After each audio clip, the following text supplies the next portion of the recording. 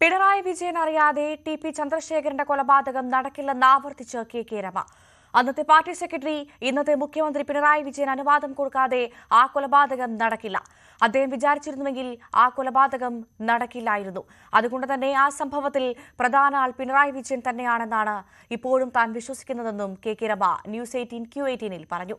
CPM ആസൂത്രിത cyber ആക്രമണം തനിക്കെതിരെ തുടരുകയാണെന്നും രമ ആരോപിച്ചു. MLA ആയതിനു ശേഷം പിണറായി വിജയനോട് അകൽച്ച കുറഞ്ഞിട്ടുണ്ട്? ഒരിക്കലും. ഞാൻ ഇതുവരെ പിണറായി വിജയൻ എന്ന് പറയുന്ന ആളുടെ അടുത്തേക്ക് പോയിട്ടില്ല.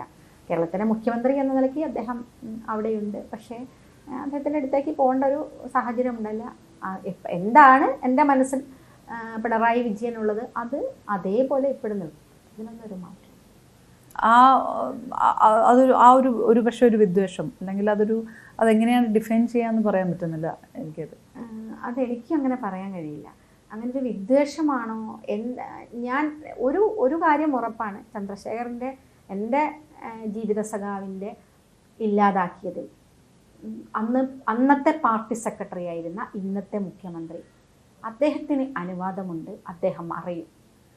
അതെൻ്റെ മനസ്സിൽ ഉള്ളിൻ്റെ ഉള്ളിൽ ഇപ്പോഴും ഉണ്ട്. അതുകൊണ്ട് അദ്ദേഹം വിചാരിച്ചിട്ടുണ്ടെങ്കിൽ ആ കൊലപാതകം നടക്കില്ലായിരുന്നു.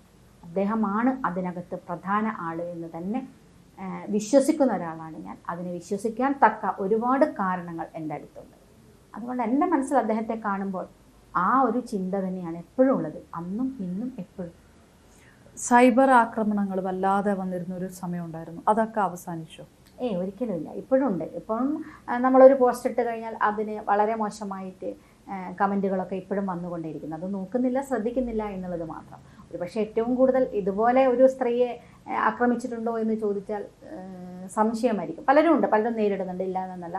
സ്ത്രീകൾ ഒരുപാട് പൊതുരംഗത്ത് സജീവമായി നിൽക്കുന്ന, സ്വതന്ത്രമായ അഭിപ്രായം പറയുന്ന, സ്വതന്ത്രമായ വ്യക്തിത്വമുള്ള ആളുകളെയൊക്കെ പല തരത്തിൽ അവർ ടാർഗറ്റ് ചെയ്തുകൊണ്ട് നിൽക്കുന്നത് നമുക്ക് കാണാൻ സാധിക്കുന്നുണ്ട്. എന്നെ സംബന്ധിച്ച് ഞാൻ ആ പാർട്ടിയിൽ നിന്ന് പുറത്തു വന്നു എന്നതിൻ്റെ ഭാഗമായിട്ട്, അല്ലെങ്കിൽ ചന്ദ്രശേഖരന് ശേഷം വന്നതിൻ്റെ ഭാഗമായി അതിൻ്റെ പേരിലുള്ള ഒരുപാട് പ്രശ്നങ്ങളെ നേരിടേണ്ടി ഒരു സ്ത്രീയെ ഒരു തെരഞ്ഞെടുപ്പിൽ മത്സരിച്ചിട്ട് ഒരു ടൗണിൽ കൂടെ വേഷം കെട്ടിച്ച് നടത്തി ആഹ്ലാദ നൃത്തം നടത്തിയത് വേറെ എവിടെയും നമുക്ക് കാണാൻ സാധിക്കില്ല.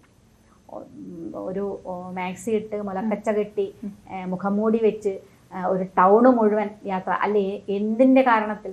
അന്നത്തെ തെരഞ്ഞെടുപ്പിൽ 2016 തെരഞ്ഞെടുപ്പിൽ ഞങ്ങൾ മത്സരിച്ചത് 4ാമത്തെ കക്ഷിയായിട്ടാണ്.